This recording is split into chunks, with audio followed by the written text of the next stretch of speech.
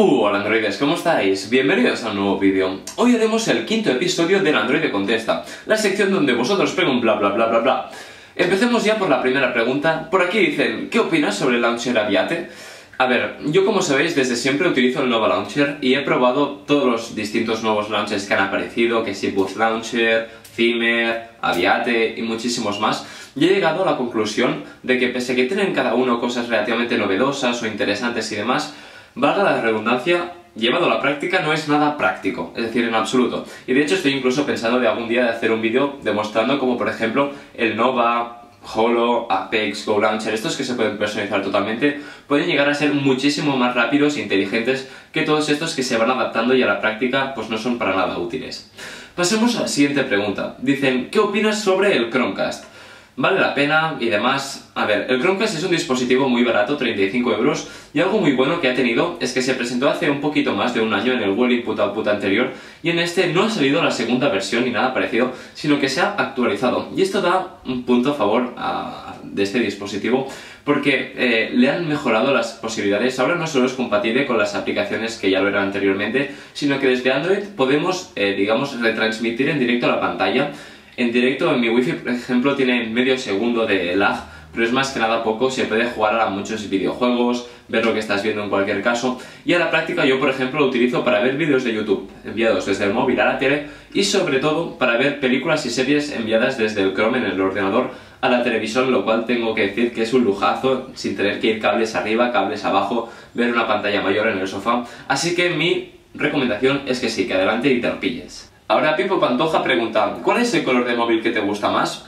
Tengo que decir que, en mi opinión, depende según el móvil. En general, como sabéis, suele tender a los blancos, ya que en general, si el margen no es muy grande, es decir, si el margen es muy grande, con el blanco queda más descarado el hecho de que el margen es tocho, y quizás con el negro pase un poco más desapercibido. Por ejemplo, los Motorolas nuevos, pese a que son un poco más pequeños, por ejemplo el Moto E con esos altavoces en la parte de arriba y parte de abajo, todos estos son mucho más bonitos, en mi opinión, evidentemente, en negro que en blanco, pero en general, por ejemplo, el Note 3 y demás, los encuentro con bastante más estilo en blanco que en negro. Luego ya los demás colores, puedo decir que los que he visto en marrón, como por ejemplo el Idol Mini 2 de Alcatel que saqué hace poco, realmente me gustaban mucho, pero luego ya estos azules, que si amarillo tirita como el S5 y demás, no me suelen convencer. Daniel pregunta, ¿cuál es mejor, el G3, S5, M8 o Z2?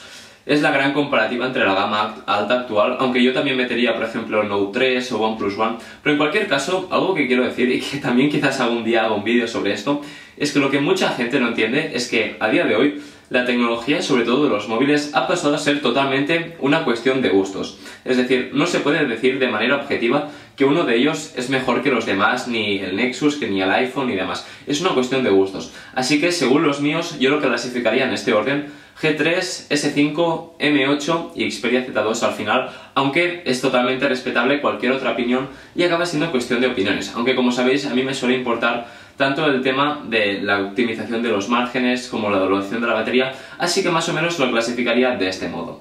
Ahora Diego Palma lanza una pregunta bastante interesante que se basa en la diferencia de velocidad entre los procesadores dual-core y los nuevos octa-core. Esta es una cuestión que trae también bastante polémica. Por ejemplo, los nuevos octa-core son básicamente, imagino, los MediaTek, el chipset 92, que es de 2 GHz y demás. Y lo importante que hay que saber es que no es una cuestión de núcleos lo que marca la velocidad. Para que os hagáis una idea, el móvil que va más rápido, objetivamente, es el iPhone 5S, que tiene un chip dual-core. Luego los siguientes más rápidos es la gama alta Android, que es quad-core, y finalmente los chinos y estos y demás que traen octa-core. Así que si lo tienes que ver de este modo es del revés, pero evidentemente no tiene nada que ver con esto. Lo importante es cómo están optimizados la arquitectura. Por ejemplo, la arquitectura que utiliza MediaTek es bastante antigua. Los gigahercios, luego combinados sobre todo con el sistema operativo y la optimización, es lo que acaba, digamos, definiendo la velocidad real de los dispositivos, así que yo te recomendaría que no te fijases sobre todo en ello, sino en la experiencia de usuario final con el dispositivo. Ultimater pregunta, ¿cuántos DPIs llevas? Bueno, imagino que la mayoría ya sabéis lo que son los DPIs y demás. Para los demás, siempre digo que dejo por aquí los links y nunca lo hago, así que tampoco me comprometo.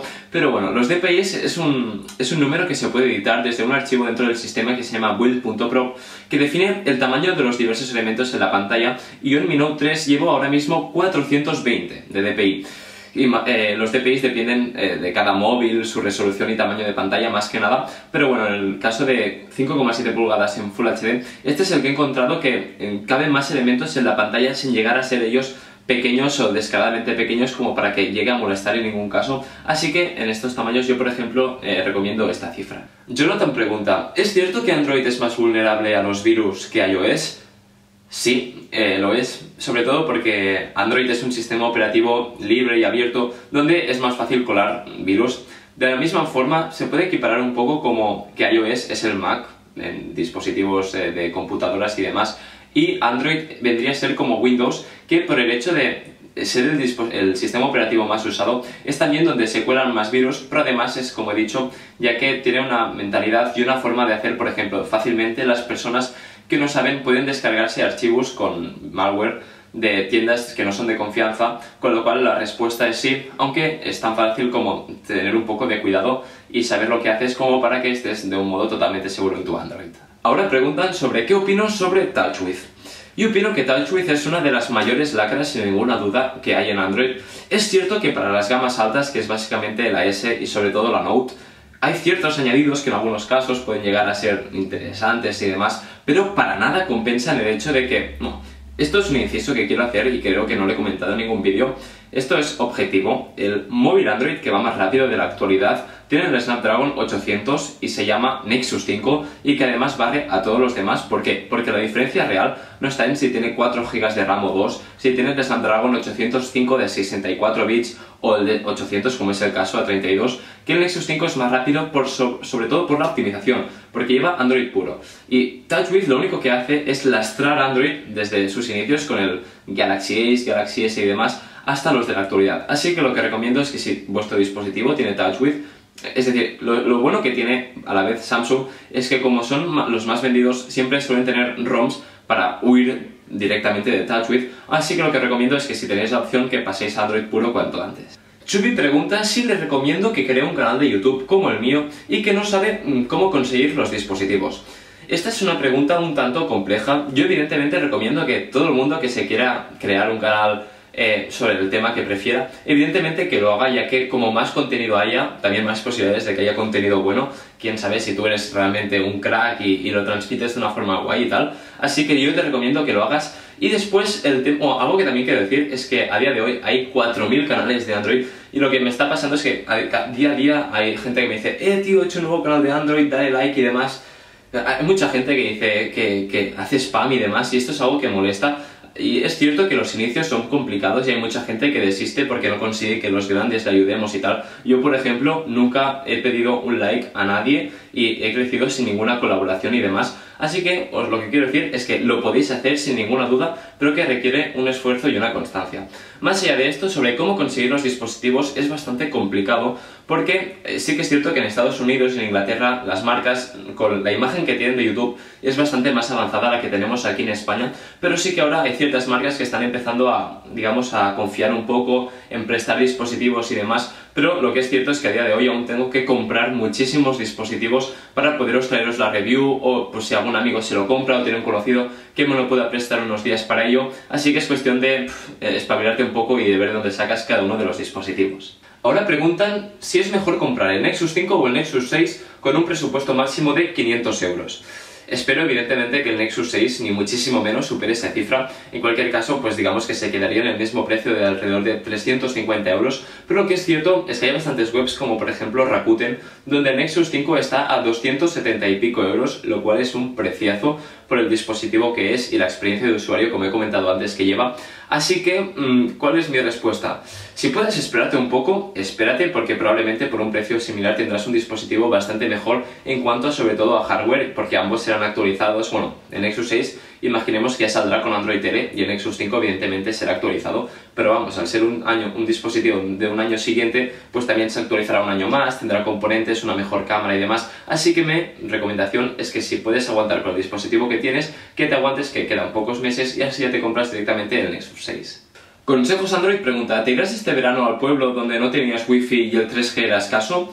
Sí, ahora mismo lo estoy, esta no es mi habitación esta es la habitación de la casa de este pueblo, donde sí, el 3G es escaso. De hecho, tengo la E de Edge, es una conexión basura que apenas me llega para los tweets, pero por suerte hemos pillado ya el wifi del bar de al lado, del cual desde aquí le mando un saludo porque me está haciendo la vida posible.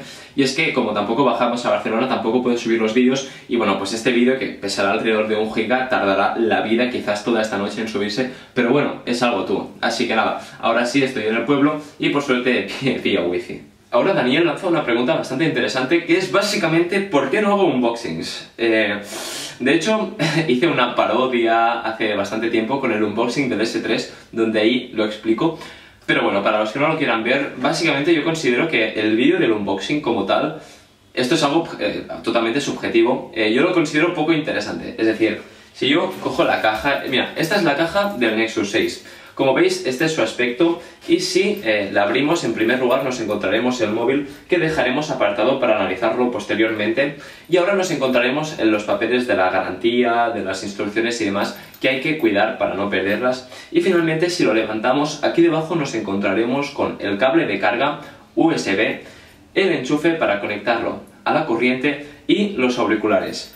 Estos son todos los unboxings ever. Yo los considero un poco aburridos, pero bueno, también es cierto que hay youtubers que lo hacen de una manera bastante graciosa e ingeniosa, pero yo considero que no es algo que realmente sea de interés, aunque sí, vosotros pedís que haga unboxings, yo los hago, pero yo con un minuto solvento todos los unboxings del mundo. Pero bueno, es que claro, la cuestión es, en un unboxing tienes que meter ya las primeras impresiones del móvil, encenderlo y demás. No, porque eso ya no es un unboxing, o eso es lo que yo creo. Así que nada, si queréis que haga unboxings los haré, pero en principio no es un tipo de vídeo que yo considere de mucho interés. Y como pregunta final y de bastante interés, creo yo, Zalm pregunta: ¿cuál móvil me recomendarías con un presupuesto máximo de 350 euros? Es una pregunta un tanto compleja de responder. Por un lado, si tenéis invitaciones para OnePlus One o queréis comprar el Xiaomi Mi 4 y demás, son dispositivos que calidad-precio están perfectos, pero sabiendo lo que tenemos aquí en día, hoy en la actualidad, cosas que puedo recomendar yo. Por 270 y pico euros, el Nexus 5 está de puta madre. El G2 y no el 3, que tiene unas especificaciones brutales, es decir, tampoco se requiere del G3, tiene pantalla Full HD 5,2 pulgadas, el Snapdragon 800, 2 GB de RAM y demás, está alrededor de 315 euros o así, por ejemplo, en PC Componentes. Luego, ¿qué más? Por ejemplo, el Beko Aquaris E6, el de 6 pulgadas, Full HD, octa-core, con Android 4.4 KitKat, un diseño con bordes muy bien optimizados y demás, vale 299 euros, lo cual está también genial. ¿Y qué más? Pues realmente estas son las opciones que de primeras te podría decir yo. En general, las gamas altas del año pasado suelen estar calidad-precio mucho mejor que las gamas medias del mismo año, porque, bueno, no tengo por qué explicaros, ya lo sabéis el porqué. En fin, pues estos son los dispositivos que yo recomendaría por ese precio. Por un lado los chinos, OnePlus One, Xiaomi, y después Nexus 5, las gamas altas de anteriores años podéis encontrar, si por ejemplo tenéis el S4 por 260 euros, como he visto en varios casos, está genial, es decir, no se requiere el S5. Note 2 también lo he encontrado a un buen precio, y finalmente el G2 y el Beko Aquaris E6. Así que nada, androides, hasta aquí el Android Contesta, el episodio 5. Intentaré ser un poco más constante con estos vídeos, ya que creo que están gustando bastante. También recibo muchas preguntas e intento seleccionar las mejores. Perdón por si no he pillado las vuestras, pero ya sabéis más o menos qué tipo de preguntas suelo escoger. Así que nada, espero que os haya gustado el vídeo y como siempre, no olvidéis darle un buen like para ayudar a la comunidad pro Android a seguir creciendo día tras día. Hasta la próxima, androides.